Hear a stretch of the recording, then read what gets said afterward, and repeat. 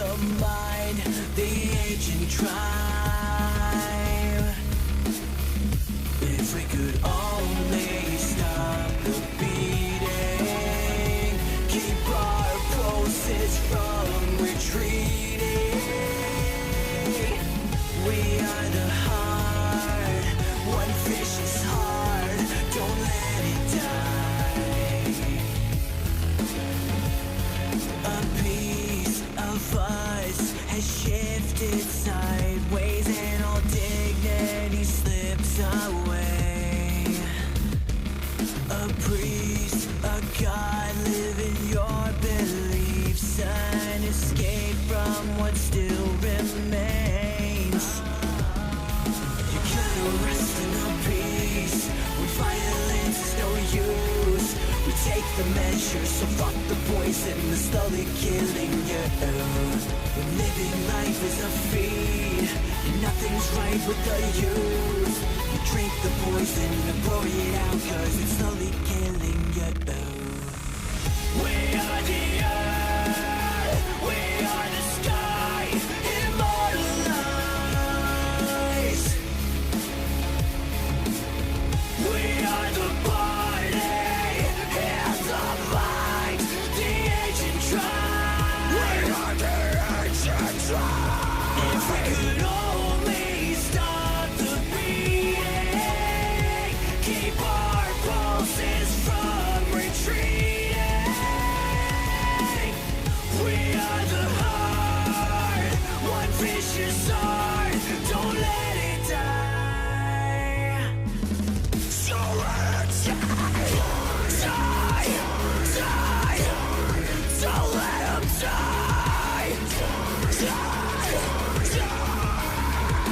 If we could only stop the beating, one vicious heart, don't let it die. We are the earth, we are the sky, immortalized.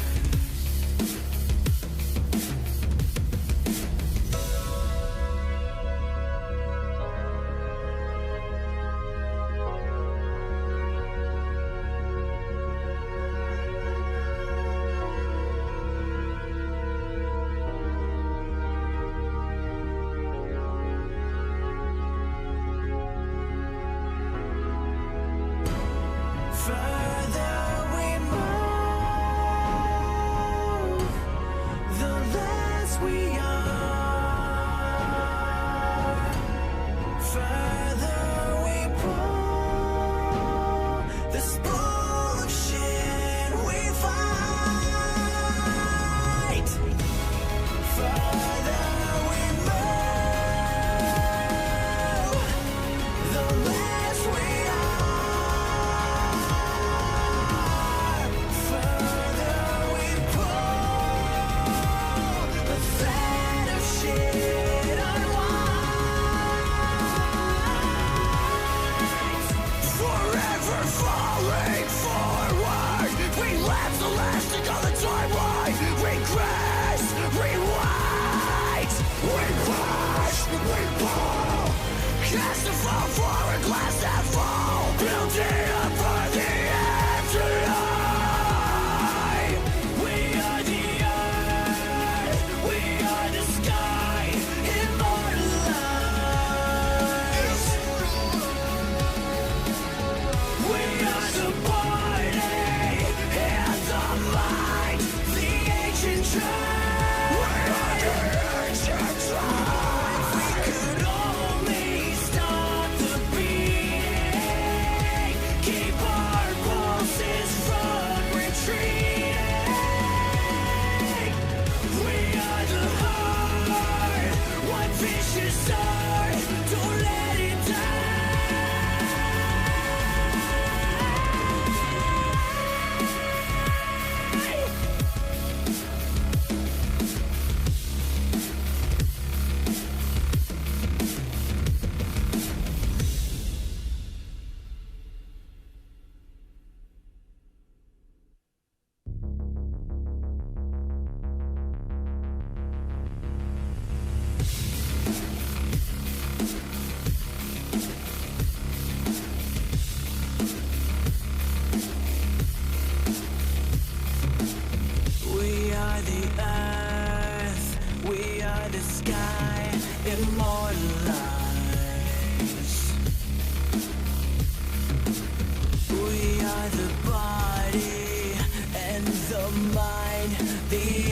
try.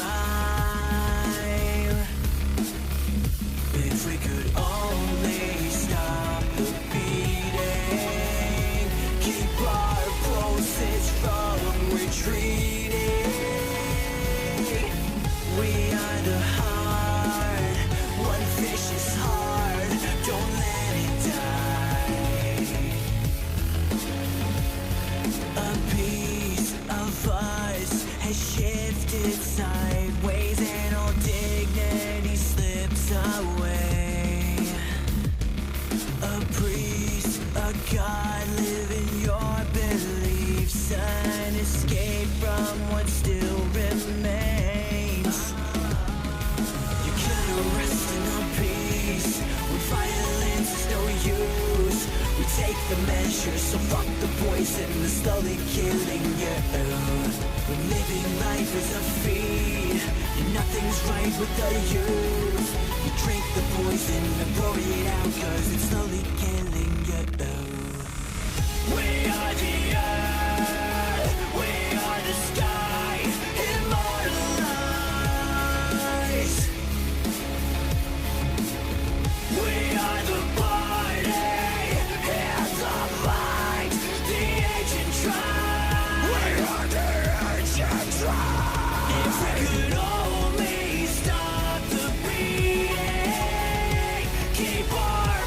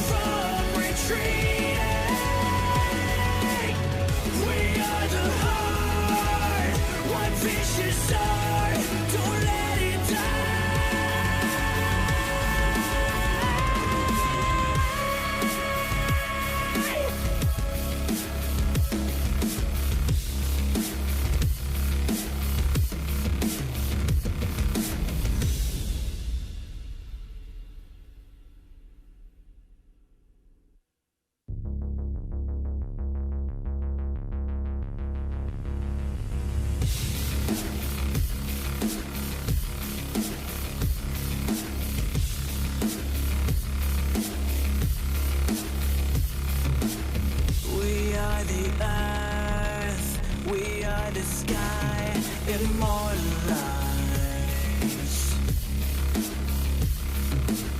We are the body and the mind, the ancient tribe.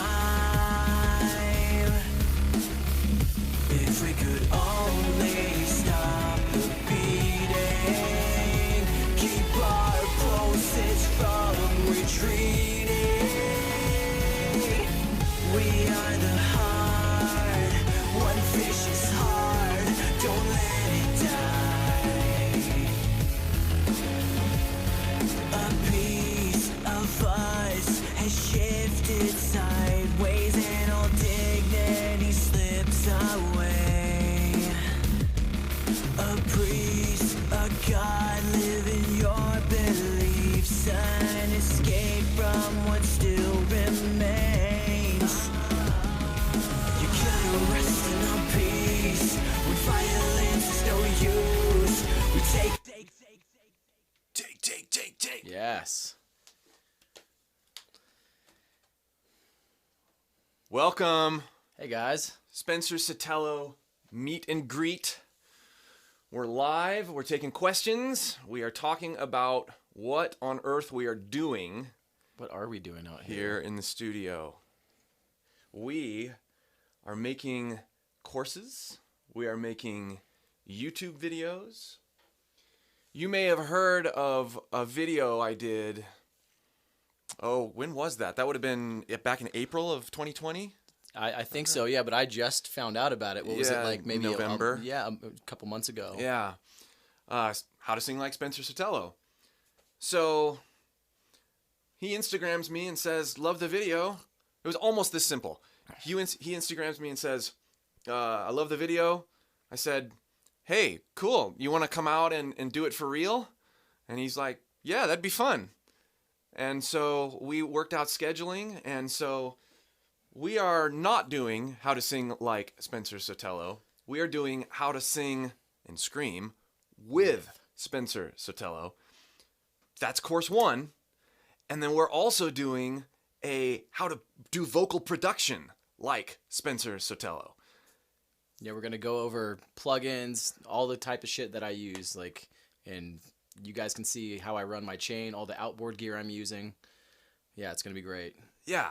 So, and this is amazing because, I've done a little bit of vocal production stuff on the channel, and I've got a free recording course that a lot of you have enrolled in. But to have this is going to be, multiple levels above what anybody else is even offering. So yeah, we're digging into it. We're getting into the weeds with this shit. Yeah, this is going to be Yeah. incredible. So when we have our eyes on the chat, so we'll be answering questions here on and off, and then also talking on and off about what we're doing because we're really excited about it. One of the things that you did in advance of coming out here was revisit some old Periphery songs. Yes. Talk about that. So, you guys have probably seen, if you follow my Instagram, that I've been kind of teasing some re-recordings of certain P1 songs. So let me just clear things up. We are not doing a full re-recording, remixing, whatever of P1. That's not happening.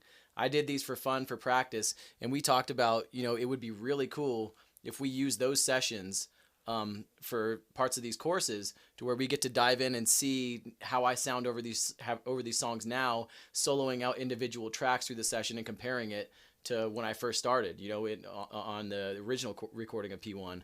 And you'll actually get the stems from these two songs. And the songs we're going to be using is Jetpacks was Yes and Light. So you'll actually get the stems in these sessions or in these courses. Right. And what's going to be so amazing is that, most of the time we have, we might have an isolated vocal to work with.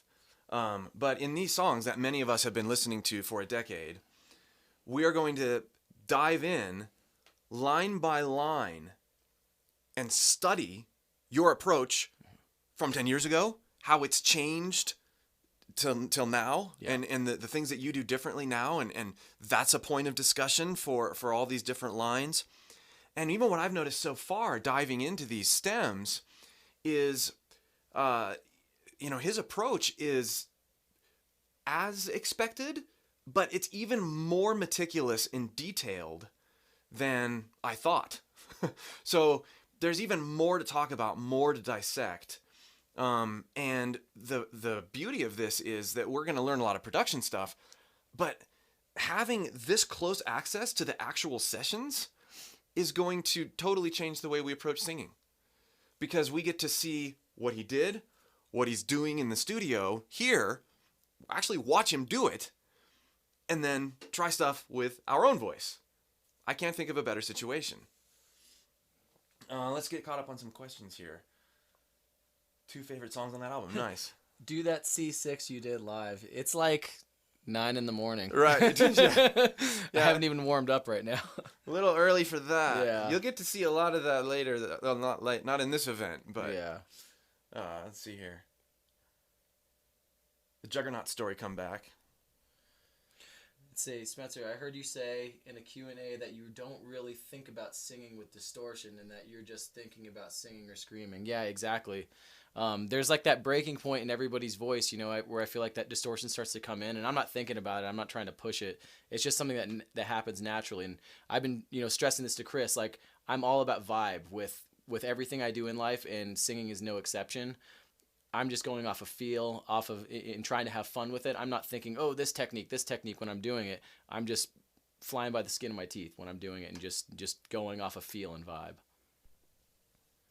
Going off of feel, right? It's not a technical thing. Yeah, no. You feel how your voice is working in the moment, and you lean into that feel. Yeah, your voice is not a guitar or something that you should be super clinical about. It's your body. You know, there's that emotional connection that you need to be in touch with. Right. Yeah. So, someone asked what was your favorite song to perform live? Right now it's Reptile for sure. Nice. Yeah, and what's funny is that when we were doing P4, that was like my least favorite song up front, as you can imagine, probably because it's a long ass song, and anytime a singer hears a long ass song like that, it's like, oh my god, I have to write vocals for this. Oh Jesus! And like the first time I heard it, Misha and Mark got me high and sat me down when they were demoing it, and I just turned around to him afterwards, just baked out of my mind, and I was like, what do I do with this thing? You know, so like I had put it off until the very end. I wrote little bits and pieces of it during, you know, while I was writing the vocals for the record, but I kind of put that one off towards the end. Yeah. And it was one of my least favorite songs in the record, and now here we are. It's probably my favorite song on the record and my favorite song to perform live right now. Right. Yeah. Right. How did you build your technique, given that you didn't have any formal training? Just a lot of trial and error, and I would say recording myself. That's been the biggest thing for practicing for me. Yep. I have my own home studio, and I have for a long time. And that's kind of been my way of practicing and figuring out what I do like about my voice, what I don't like about my voice, hearing it back in high quality and being able to go and fix it and practice to change the things I don't like about my voice. And then also touring, you know, that's like, you know, the equivalent of being thrown out in the deep end of the pool and you just have to learn how to swim. Right. So, you know, going out in front of, you know, hundreds of people every night to now where we're at, and just being like, well, I hope I don't fuck up. You know, I really got to be on my game for this, and that's really helped me with my technique as well. How to get robustness in higher pitches. So, you know, I'll let you answer in a second. Yeah. The way that Spencer hits those pitches, and really the way that anybody hits higher pitches, there's no checklist. As he said earlier, it's a feel-based thing. It's a process of honing those notes. Mm-hmm. And yeah, there are approaches like we've talked about in my courses, harnessing your mixed voice, understanding your head voice, using your support correctly. There's a lot of ways that we can get into doing it, but developing robustness is about experiencing over a long period of time how your voice works and then leaning into it. Yeah, and like your voice is a muscle, right? The more you use it, the bigger it's going to sound. I was telling Chris yesterday, you know, when we were talking about the voice, when I first started singing, my voice was so quiet. It was so quiet. And now, you know, it's not like I'm using any different of a technique. It's like it's my voice. It's just because I've used it so much over the years. It's way bigger, way girthier sounding. It's louder, you know, more robust now, and that's I think just come from using it a ton. Yeah. Yeah. Yeah, that's good. Gutturals. So we have part of what we're doing in this course that we're making is we're approaching gutturals. We're approaching screams. Yeah. We're approaching all different types of screams. Yeah, all different types of screams. And we're doing it though in the context of music you guys know. So this isn't a generic how to do some particular technique. You're going to learn and hone your approach by studying what he's already done and what he does. That's the beauty of what we're going to be working on and what we are working on. Yep. Reptile itself made me a lifelong Periphery fan. Awesome. Sick. Do you remember what your range was when you started out singing? Have you always been able to sing high notes? I've always been, I'm a tenor, so I've always had kind of a higher voice. But my range has expanded so much since I started singing, even lower. You know, like my voice is a lot lower now. I can push it lower than when I first started singing. So like, it's just gone both ways. It's expanded both ways, and just I don't know what my range was when I first started, and I don't even know what it is now. I don't pay attention to that. I just pay attention to just fucking ripping. You know, just sing what the song calls for, and it's not like, oh, can I go to this note or can I go to that note? It's just all feel based, like I said. Favorite scream section in a Periphery song? Probably Church Burner. The like crazy what God for the what Right. God. Yeah, that section. Yeah, I love the that rhythms shit. are just let's see. Is tension an issue that creeps in live? Yeah, I have to be very mindful of that live.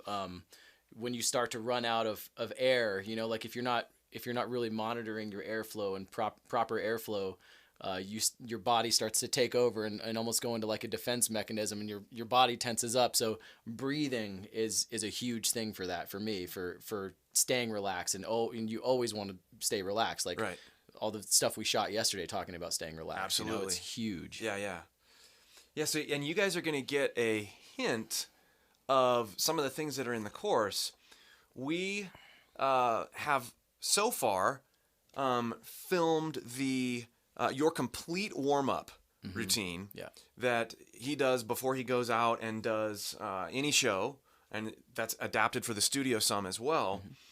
And then we're going to be giving that away. So you're going to get his free warm-up, his warm-up routine. Yeah. Also, we are putting out some YouTube videos that are going to be coming out here over the next several weeks that discuss your approach to screaming, that discuss your approach to getting in the vibe and feeling out your voice, and a lot more in depth than we want to go into on this live event because we want to handle all the questions we possibly can. But a lot of these things, we're giving you some videos, and you are going to be able to explore this stuff along with me, which is awesome. Did you ever pass out trying to hold a scream?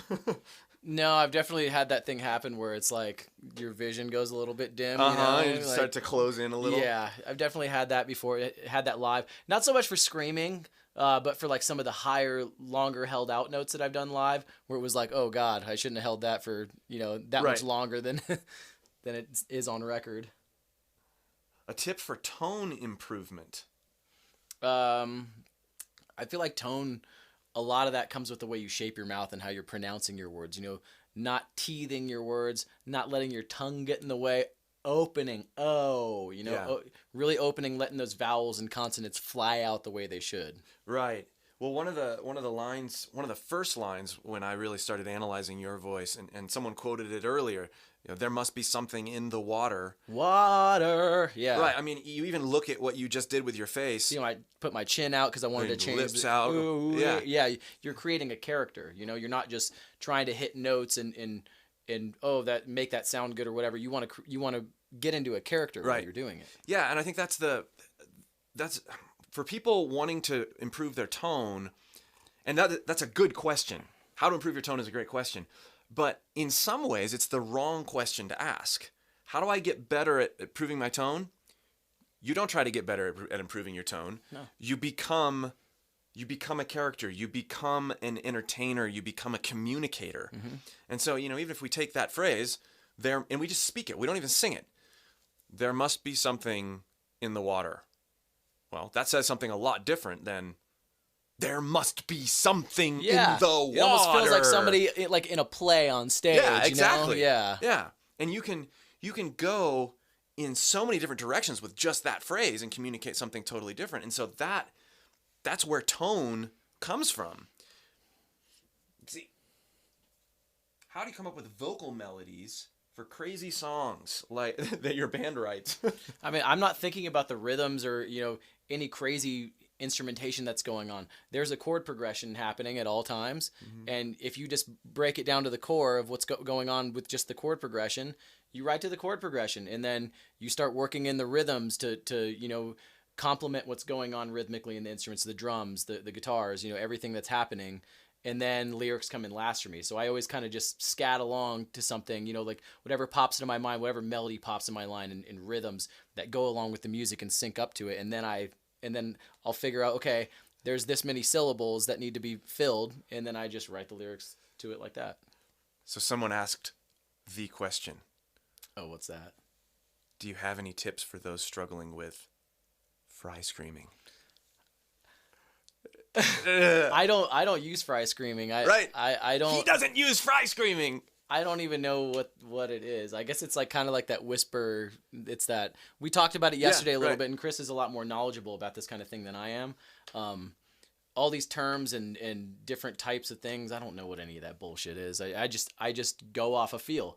When I'm screaming, I'm screaming. It's loud. I like to be able to feel connected to what I'm portraying emotionally, and screaming is an angry thing. It's an emotional thing. It shouldn't, to me, I won't tell you guys what to do. You guys, can do whatever you want with screaming, but for me, why should screaming be a controlled, like, straight face, methodical thinking about, methodical. It's your emotions are flying out. You're screaming. That's an angry thing, or emotional thing. You can be sad, angry, whatever. But well, and what's interesting is so what do you use? You'll see. You'll see exactly how we get into how he gets into his screams, but I'll give you a hint. It's the same stuff we've been talking about on the channel for a long time. It's that breaking point. Right. Yeah. Embracing your vocal break and leaning into that gives you the opportunity to feel the scream even before it happens. It's like that breaking point where your voice is falling apart. Like that's really what's happening there. Like your voice is falling apart when you get into that scream area because the note's going away. That pure singing note is going away, and that's what you want to lean into. Right. Yeah. And so all the tones that you get, and we were talking about this yesterday. All the screams that you do, they feel the same, right? I mean, it's above the throat. Above the throat, yeah. Or above the larynx, high in the throat. And that doesn't change regardless of what the sound of, is it a growl? Is it a guttural? Is it a high scream? Is it what some people would call a fry scream? All these different terms. And this is something that I've been saying for a long time. These terms don't mean anything. It's about feel. It's about engagement, and it's about communication. Now, there are things, and, we've talked about them, and we're going to do them in the context of Spencer's vocals in the course. It's about discovering how to engage the false chord area of your neck. Period. Mm-hmm. And then learning slightly different ways to engage the false chord area. Yep. Shaping your mouth differently to, picturing the note going up or the pitch going up, lifting your body up, opening your mouth, opening your face, and when you go lower, bringing it down, picture yourself going into your toes, down lower into your body, picturing what you're doing. And you can't do any of that if you have tension because you're too worried. And here's the other thing I've noticed working with other people screaming is that when you start thinking about you know, is it a fry scream? Is it a false chord scream? Is it a whatever? Then you can't be free, and therefore you are tense, and then you can't do any of what he just said. You can't express properly. No, Yeah. you can't move things around. You can't change your face. You can't adjust your body language because you're too tight. Mm-hmm. What did you do to improve your screams between P1 and P2, original P1 and P2? That's why I listen. That, like you were just talking about the relaxing, no tension. Those screams on P1, I didn't know what the hell I was doing. That was me like trying to figure out the types of screams that would sound good over Periphery stuff, and I was always pushing too hard, and I wasn't letting my true voice come out. I was pinching it off, trying to sound like other people, and just not expressing myself properly the way I should. And on P2, it was like, oh, it was something clicked in the studio. It was like I don't know, 2 or 3 songs in recording vocals for P1, and I was doing it with Taylor Larson, my buddy, and I remember the day I figured it out, and it was like, oh, now we got to go back and retrack those other songs. It was like I'd learned in the recording process, wow, relaxing makes the biggest difference in the world. Your voice is so much louder and more open, and just you can express emotionally what you're trying to get across when you're relaxed. And when you're tense, you're just pinched off, you know, and it doesn't sound good. The emotion doesn't come across. It's just a lose-lose. Shout out to David Walleman, good friend, fellow collaborator. I will say this: his workout routine, or his wait, did you say? Yeah, workout routines. Yeah. We're working out together, and his workouts are crazier than mine. Well, at least for chest. Right, yeah, the right. calisthenics workout yesterday is Yeah. No, it's been really fun.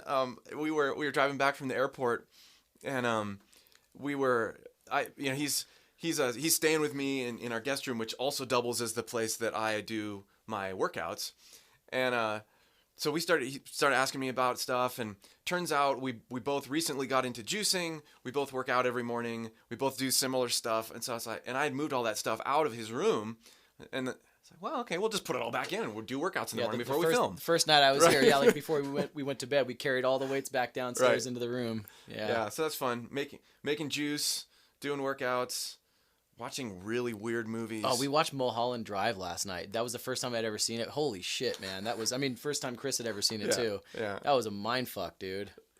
Yeah, we had to read bedtime stories afterward because we didn't really know how to think properly afterward. Yeah.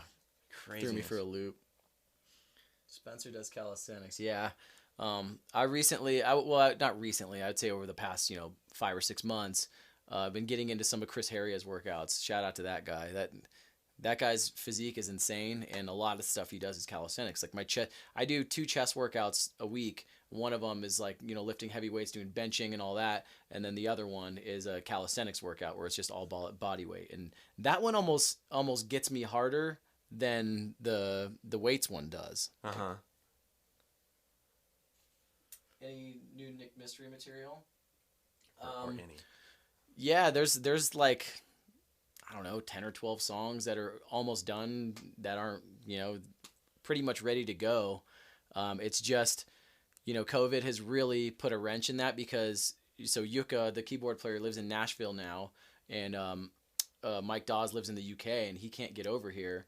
And we've always had this thing of like, we need to get into a room together to finalize these tracks. And, the ear candies and final production things, we just don't want to do that over the internet and online. It's just the songs don't turn out as well that way. Uh-huh. So we're waiting until Mike can get over here to the States, and we can either convene at my place in Las Vegas or at Yuka's in Nashville once things are safe to do, But yeah, we do have a lot of material waiting to be having the final touches put on them.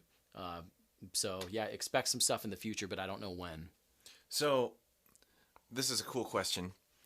Is our vocal mic right now that we're using a compressor limiter, and will we please demonstrate it with a few screams? So we're not warmed up. It's early. Yeah. This is a pre-workday event for us. We have a lot of filming to do today, so I don't want to not warmed up get into things like that. That's not healthy. But I will demonstrate the mic, the wonderful mic, and in terms of the chain that we've got, because this is so important. Everything that you sing into in the studio, everything that I sing into in the studio, and anybody smart who does aggressive vocals in the studio, they compress on the way in. Yeah, with hardware. With hardware. And so you've got quietness. You've got loudness, and you've got scream. And it works. It's so dynamic what you just did. You ran the gamut of dynamics right there. And if you want a healthy signal, like a nice fat signal on the way in, that's not, clipping at those peaks on those screams, you got to have a compressor in a good compressor. We're not talking about warm audio bullshit. We're talking about a nice good, like I use the Retro 176 at home. I have that, and then I have the purple MC76. Both of those are great, man. And you can run a hotter signal going in because those peaks aren't clipping the signal. You know? Better waveform. Yeah, exactly. And you're gonna see, down to the waveforms, down to the gear he uses in his studio, because he brought it, and you're going to get to a total breakdown of that approach, from out of the mouth into Pro Tools, plugins being used, all that stuff. You guys are going to see exactly what I'm using in here, hardware and plugins. So, and the fact that this is true to what I've seen in terms of the way Spencer works. He takes care of his voice in a way that, really everybody should. And this was demonstrated when we were recording the warm-up stuff the other day. You don't just start screaming. If you start screaming, you jack yourself up for the next 48 hours. Your voice is going to be done. Yeah, if you're not properly warmed up. Even once. Yeah. Yeah, you're not. You have to take care and consideration, and that is the substance of the warm-up routine that we're giving away here in several weeks. Yeah. Like that's people talk about diet and whatever. Oh, you're not supposed to do this. You're not supposed to put that into your body because this does that to your voice. And it's like, well, some of that is true. What's way more important is being properly warmed up and taking the necessary precautions going into doing what you're going to be doing. Yeah. Very good question. Will there be any vocal demonstrations for this scream? We can sing a little bit. How does Spencer warm up? Well, you're going to see that on the channel. You're going to see Spencer warming up.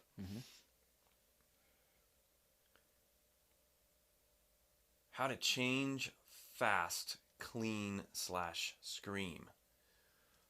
We're going to get a lot more into that as well. If you guys remember the note roasting game that we played, I got that idea from listening to Periphery. And there was one sample from a song that I covered in your video where you started clean and then just roasted it. I love to do. That's one of my favorite things to do. Yeah. Turning the note into a scream. Yeah. So for now, you're going to see Spencer do it all day long. But for now, check out the games that we've done on the channel on note roasting. That'll get you in the door, and then you'll be able to go deeper in a few weeks. What's in the mug? Coffee, my babies. Gotta have my coffee all day long.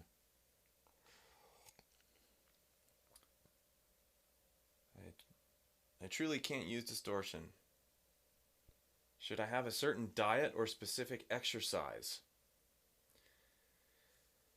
Diet's important for the overall health of your voice. It's not going to help you sing with distortion.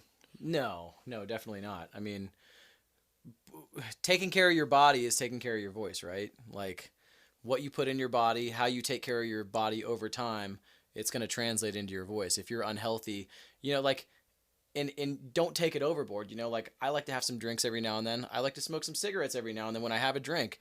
I'm not going out and drinking and smoking every day. But I'm doing that every now and then, and it's not affecting my voice in the long term because I'm not doing it all the time. But it's the same thing for nutrition. Don't go overboard with it. Don't hammer yourself if you have a couple cookies in a day or something, or a little bit of milk. Like that's not going to ruin your voice in the long run. Like keep yourself happy, but overall you do want to be watching your body and treating it right, because your voice is your body. So you called yourself a tenor. How important do you think, I'm going to hold my tongue, how important do you think voice type classifications are when you're learning to sing in popular music? Doesn't matter at all. I mean, look at Chris Cornell, dude. He was a baritone, Right. singing in tenor range. Like, Yeah. you can push yourself. Like, don't let yourself be defined by your range classification Or what people tell you your range classification is. Dude, I've pushed my range further than what a normal tenor can do. Yep. And I wasn't born with that range. Like, there's so much you can do with your voice if you just experiment and try doing things over time. Like, don't let anybody tell you can't do something, or, oh, you're a baritone or you're a tenor, so you have to stay inside this range. That's not important. Don't worry about that. So here's a good one. Favorite plugin to add some harmonics to your voice? I think I know what it is. Yeah, the Dave Hill Phoenix. Yeah. And unfortunately, you can only get it in Pro Tools. It's one of those plugins where it's just specific to Pro Tools. But yeah, so Phoenix 2 is what it's called. Another great one that adds some good harmonics if you use it the right way. If you use it like at the end of a chain, is the Sound Toys Decapitator. Great, love that. I actually used to use that before I used the Phoenix. Yeah. So just want to take a break and loop back because we've increased in viewers quite a bit since we started. Why are we here? And why are you here? Why did you fly from your home to my home? We're filming. We've been filming for the past couple days.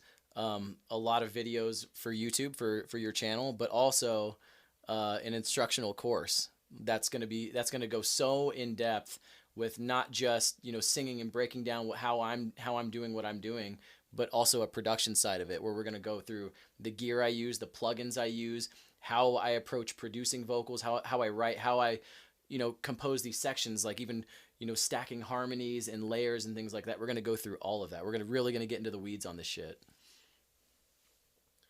And he misspoke.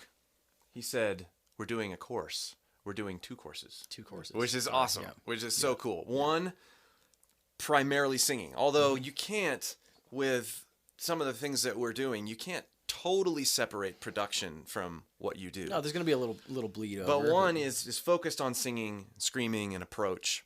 Using what you've recorded. Using what you've done. Yeah, we've re-recorded two full tracks from P1. We've re-recorded Jetpacks Was Yes and Light. And you're going to hear how different they sound. We're going to go through individual tracks, solo it out, and you're also going to get the stems in the chorus of both of these songs. Right. Yeah. As well as we're going over some P4 stuff. We're going over some solo stuff. Yeah, we're doing a King Mothership song. We're doing an Ender song that's going to be on the new Ender record. I don't know. I guess I just kind of spilled the beans on that I'm doing an Ender record. And it's almost done, too. Dude, this record is turning out so fucking sick.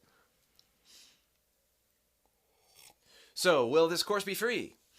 We are giving away your warm-up routine. Mm-hmm. We're giving away the warm-up routine. The course is not free. The information, the experience that is in this material cannot be free. It is too valuable and too in-depth. If you think about... It's going to be long. If you think about the video that I did on Spencer last April, if you think about that sort of approach, but Spencer's here. We get to watch, we get to listen, we get to evaluate, we get to unpack on a level that nobody else on the planet can do. And this music, helping people learn to sing, this is our livelihood. So if we're going to create quality content like that, it can't be free. Yeah. Otherwise, we can't do it.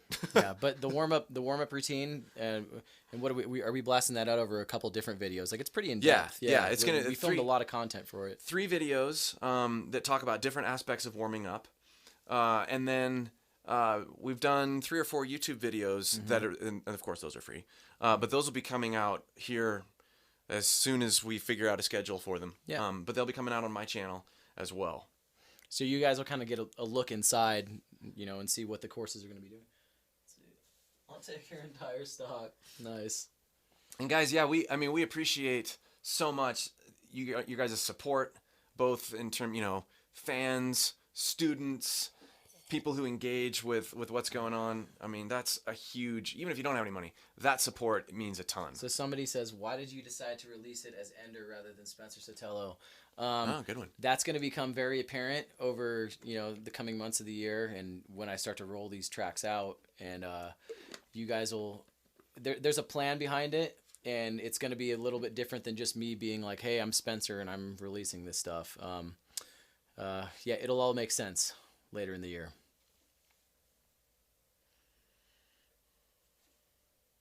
Do you guys do breathing exercises? If so, do you do them before or after your warm up? No, I just get my cardio going a little bit. Like, there's no specific routine I do. Like before I go on stage or get in the vocal booth, I'll do some jumping jacks, maybe some quick push-ups just to get my heart rate up, get my lungs expanded a little bit. But there's no like real like breathing techniques I do per se. Which it's interesting though, because watching you do that when you are about to go in and sing, you are exercising and doing that sort of getting your cardio going a lot different than when we were doing workouts. Yeah. You're focused on building muscle. There it looks like, correct me if I'm wrong. Bursts, yeah. Yeah, but it is sort of a meditative get in the mindset breathing warm up, even though you're not, it's not a, it's not any of that kind of thing. No. But it is a staple preparatory thing for you before you go sing. Yeah. So I guess that is my routine, but right. it's not like this. There's like a secret breathing technique that I do. Like definitely not. How did you learn to sing? Did you have teachers? No, I've never taken a single lesson in my life. My the way that I learned how to sing was I had my time driving from work or driving from home to work and from work to home. And that's how I would practice in my car. Nobody around to hear me sound like a dying cat. And that was my special time where I practiced and got into it. Because I was originally a guitar player. And I was too afraid to, sing around my parents and my friends growing up. So as soon as I got my license and had my first job and the drive to work, that was my time to learn how to sing. And that's what made me transition over from being a guitar player into a singer. I was like, oh man, I love this. And I still love playing guitar. I do it all the time in the studio. I write guitar. But singing, just having that emotional connection to your instrument and your instrument being a part of your body. It just, I don't know, getting on stage and using it, and it's like this spiritual high. I don't know. That's the only way I can explain it. Like I didn't get that from ever playing another instrument, and that's not to say it's better or no instrument is better than another instrument, but that's just I felt more connected to it. Here's a good one. Do you record your songs line by line? Yeah. Or do you try to go for a whole take? No, line by line.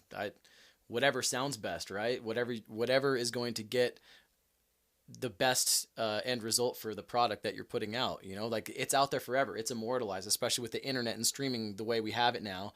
Like why would you want to put something out there that could be better just because you have this prideful attitude of, oh, I want to do it all the way through, or I want to, do this in one take or whatever. That's bullshit. Fuck that. If anybody has that mentality, get rid of that right now. Yeah. Like that's out there forever. You want it to sound the best it can, and you want to be happy with it, and you want others to enjoy it. That's what it's there for at the end of the day. It's not for you to flex your pride. Like, right. This is not a competition. Music should never be a competition or have anything to do with pride. Like, this is art, and it should be treated as such, in my opinion. And let me just say, when I opened up the Pro Tools sessions he sent me, and I noticed, and you saw some of it at the very beginning of, if you were looking at Crush and those thing looping around. When I opened these Pro Tools sessions up and I saw the first line recorded on one track, the next line recorded on a different track, another one, the third line recorded on the track that the first line was recorded on, going back and forth and leapfrogging. Leapfrogging all over the place. It's, that's the way I've worked for decades. It's the way every singer that works. I know works that way. Right. In the studio. Yeah. And when you go through that painstaking process, which you're going to see as you get into this material that we're producing, But as you get into this process, you see just how valuable that is for learning about your voice and creating great vocal sounds in the studio and prepping yourself to play live. There's this, and I mean, you can speak more to this than I can because you've had, 10 plus years of live touring experience, but there's this thing that happens when you go through and you record yourself and you take the consideration and the long days of getting the overall vocal take perfect. Yep. And you're making all these mental notes and you're learning all the different ways things are supposed to feel and making them sound as best as possible, as good as possible. Then when you go to sing it live, you take that stuff with you. The muscle memory has been learned. Yeah, the more you're doing it in the studio, the more it's getting ingrained in your brain from the get-go. So your practicing in the studio is, and recording in the studio is your practicing for live. That's exactly it. That is what it is. That's how I get my practice, is composing new vocal pieces in the studio and tracking them and doing it until it's perfect and until I have it to where I feel so goddamn comfortable with it that I could go out and sing it live right then, Yeah.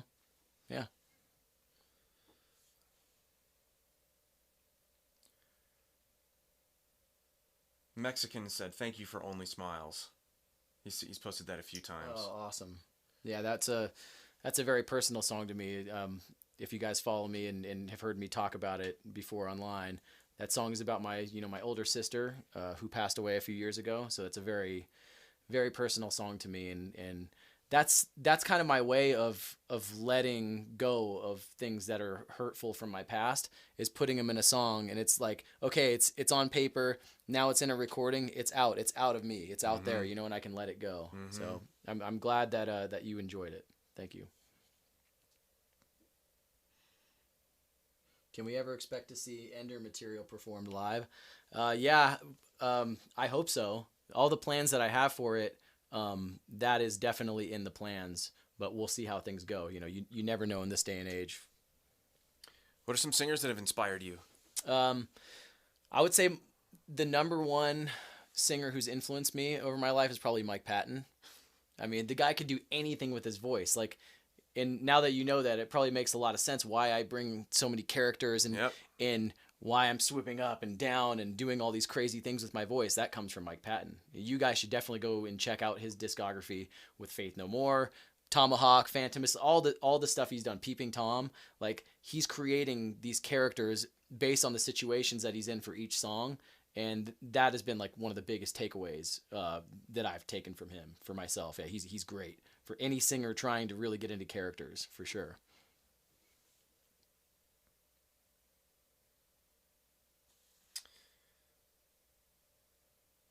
Could you tell us more about your warm-up routine?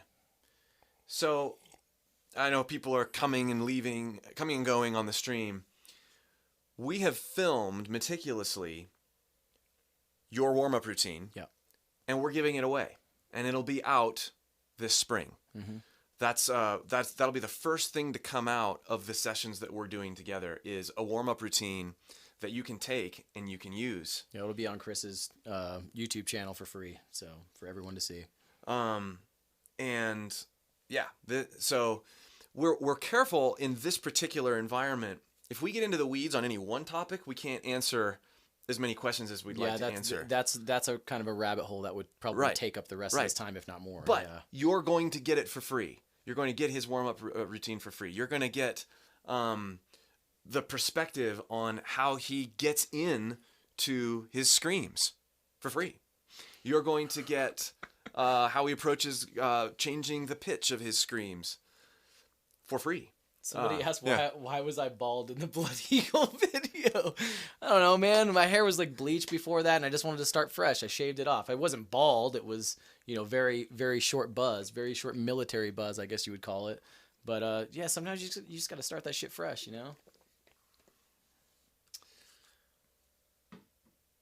What's the harder song of Periphery to perform live? Church Burner's really, really tough, man. I bet. That's and I love doing it because I feel like I just ran a fucking marathon afterwards every time. And we always put it early in the set, and that's a very strategic thing. I told the band, if we're doing that song live, it's got to be early in the set while I have my energy, because I mean, the song is so high intensity. I have to be running all over stage to match the energy of it, you know, like thrashing around. And then on top of that, some of the screaming parts, it's like breath control insanity. Like really have to be thinking about what I'm doing with it. That is one of those songs where I'm performing it live where it can't be just complete vibe, because I have to actually be paying attention when I'm breathing. Otherwise, I'm going to pass out. Troy, thank you, Troy, asks, do you write your lyrics melody as you're making a track or after? Do you write your lyrics melody as you're making a track or after? It depends. Like with Periphery, you know, I'll kind of like scat along to it, like all these melodies that are popping into my head with these rhythms that are popping into my head at the same time, and then I kind of fit the lyrics in afterwards and fill in the blanks with the lyrics.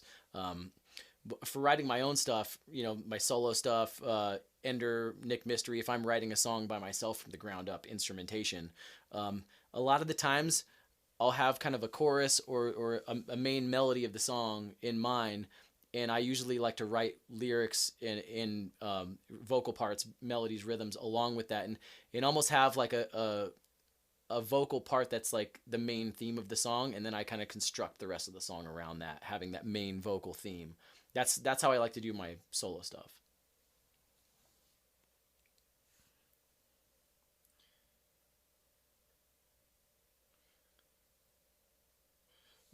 Breath endurance.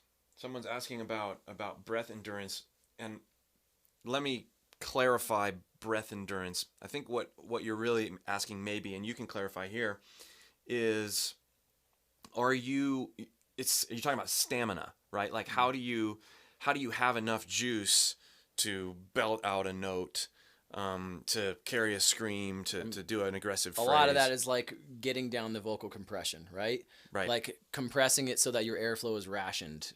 Yes. When you're holding out those high notes or high screams and staying relaxed when you're doing it. You know, if you tense up and start pushing harder, you're going to blow out all your air, right? Right. Staying relaxed, keeping that compression, that technique going, and not thinking about it, but getting it down with muscle memory and just practicing it. Yeah, exactly. Yeah. Mm-hmm. And, you know, it's incredible to see him do things in the studio. You see the compression working.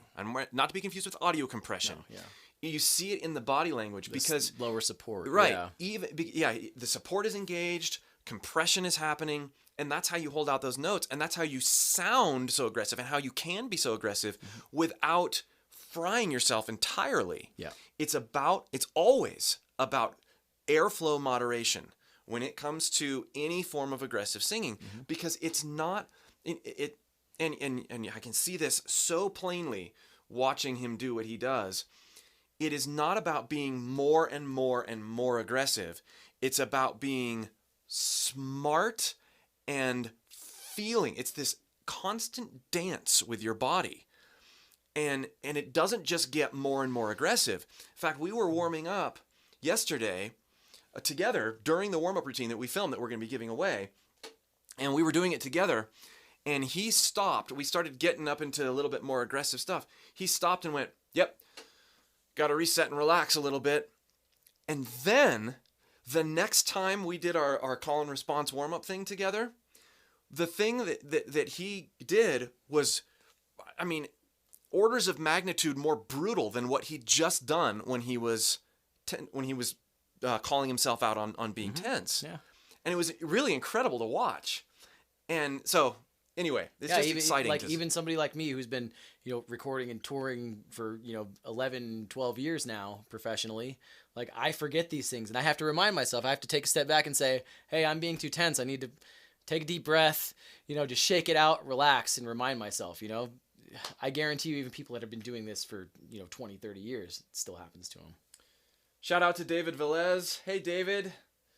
So I've done vocal work for David. He's awesome. I just wanted to say you guys are geniuses for doing this course. Talk about filling a need. That is all. Thank you, David. Yeah, thank you, man.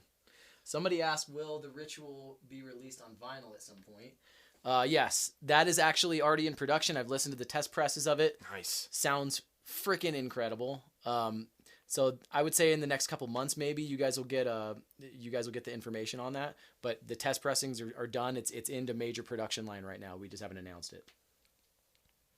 Satellites live, please. Yeah, I think so.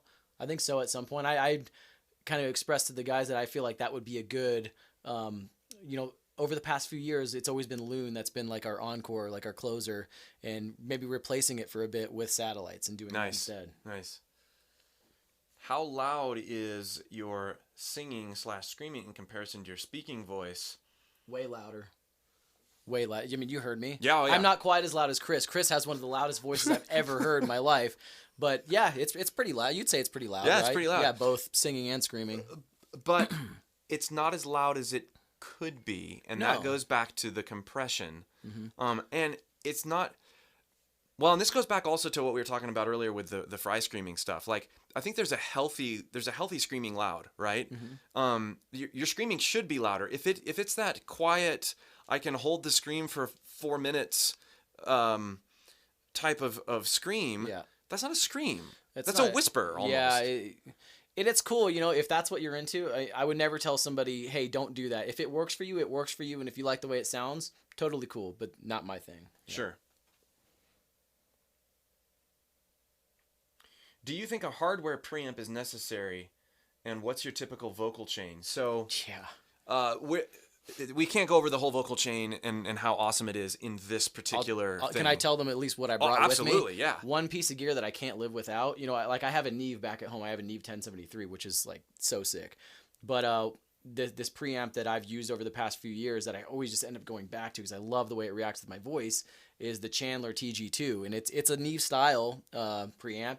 But it has a curve bender built into it, and the EQ on that sounds so freaking good, and it like lifts this air out of it brings this air into your voice that's so nice. And if I tried going with my Manly reference straight into the box without it, it would sound like dark and thin at the same time compared to what it sounds like. Like, this thing fattens my voice up and lifts the air on my voice, which is crucial for me. I love that sizzle you can hear in a singer's voice on a track. Yeah. It helps it sit above all the other instruments. Absolutely. Well, and there was a question, how do you get your voice to cut in a mix? Audio compression and vocal compression, both, right? I mean, that's... You guys are going to see how much compression that I use. Ridiculous. Yeah, it's awesome, ridiculous amounts of compression in the course when we go over this stuff. Well, and something that we rediscovered, I suppose. So we first put his Manly microphone and his preamp direct into my Apogee Thunderbolt in clean -10 line level, and we were dialing it in, and we're like, oh yeah, it's okay, and we kind of looked at each other and we're like, that's not Spencer's voice. Yeah, we need compression on the way in. Yeah, we need hard, and this goes back to the question. We need hardware compression on the way in. So we rerouted it, and we're going line level into one of my Manleys after going into one of his preamps. Yeah, the Manly Manly Core. Manly Core, yeah. And so we get that gain stage compression before we hit Pro Tools. Yeah. There's just something about it, particularly with this style of singing. You can't. I mean, we tried it. We tried putting a plug-in in place as the first to do chain. An extra stage of compression. It just doesn't work. It doesn't work the same way. There's something about hitting real the tubes. circuitry, the tubes, and for people that weren't here in the beginning, the Retro 176 is what I use at home. It's an 1176 clone with tubes and all sorts of crazy shit in the back of it that. You almost like get this cool harmonic distortion when you really drive into it. When you scream into that thing, you can hear this it begs for more. It begs for more. Yeah, you lean into that thing and it just sounds better and better. Yeah. With the tubes heat up. Yeah, it's awesome. Yeah, good stuff. Well, guys, we're approaching the end of the hour, and we've got work to do. Exciting work. Thank you so much for joining us and for asking all these awesome questions. We're bringing this to a close, and one more time, we are here. We are doing a course. We're doing 2 courses together. Well, actually, you could argue that we're doing 4 courses, 2 of which are free. Mm-hmm. We're giving away your warm-up routine, and there's going to be several videos coming out with me and Spencer on my channel unpacking various things you do. How you scream, how you learn to scream, how you warm up, how you get grit, Awesome stuff coming. And we're doing 2 full-blown courses. One, how to sing with Spencer Sotelo, how to scream with Spencer Sotelo, going way deep, using recorded examples from albums from literally the last decade, using examples to unpack how you do what you do. That's the first course. Second course is vocal production, going over in way more detail, signal chain, all the plugins, tracking, evaluating, Composing, writing, the vocals, composing, yeah. arranging, harmonies. I mean, all this stuff that you get. It's like you come to the studio and watch a song or parts of songs get made. There's no better way to learn. And, you know, when both of us were talking about how we learned, and you touched on this earlier, neither of us learned by taking official voice lessons or, you know, going and seeing a vocal coach and doing scales and stuff like that. You learn by creating and by experiencing as you're creating. You learn by intentionally going on a journey. And you guys who've taken my course know that. You know that that is the true way to learn. Now we have an opportunity to go on a journey with a singer who's been out there doing this for 10 years or more and take what he's doing, because it's being given, and put that stuff in our own voices. I can't believe we're doing it. I'm so excited. I'm excited. Thank you. I've never done anything like this. Yeah. Thank you guys for being a part of it. We'll see you soon.